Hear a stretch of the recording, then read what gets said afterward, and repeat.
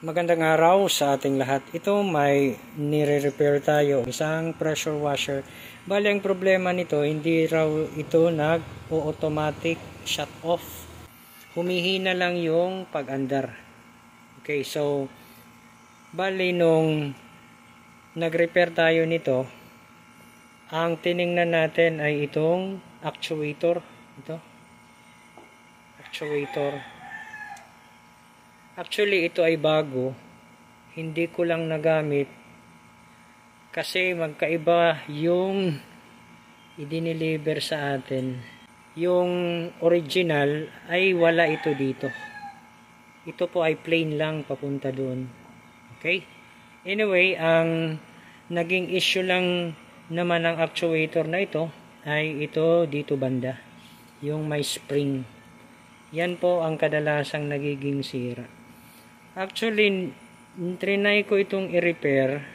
So, ang ginawa ko dito nung mag-repair tayo, binawasan ko po ng spring ito.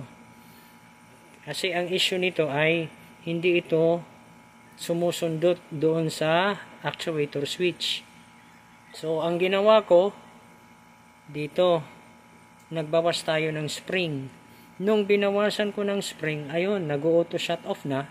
Pero mahina yung pressure. So, ang remedy ay magpalit ng actuator. Ito naman yung naging problema natin.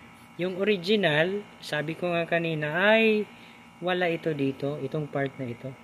Yan po ay diretso lang. Ngayon, kung gagamitin ko ito, baka magka-problema dito, baka may lalabas na tubig dito. So, ang ginawa ko na lang, yung spring na nandito sa loob, yun yung ikinabit ko doon sa original na actuator. Bali, itong spring na ito, dito, ito yung naging problema. At ito na siya. Kung makikita ninyo, naka-turn on, hindi pa gumagana. Oh. Okay. Yan, meron dyan tubig. So, itesting natin. Okay. Ito. Ang lakas, no? So, i-off ko. Ayan. Nag-auto shut off na siya.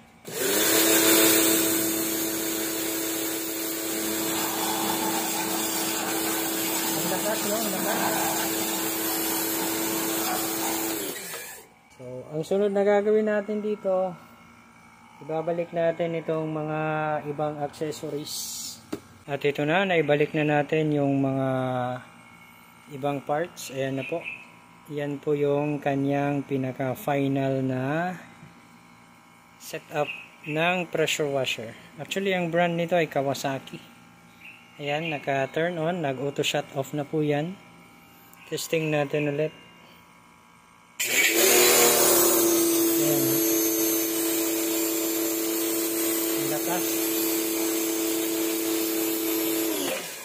Ayan o.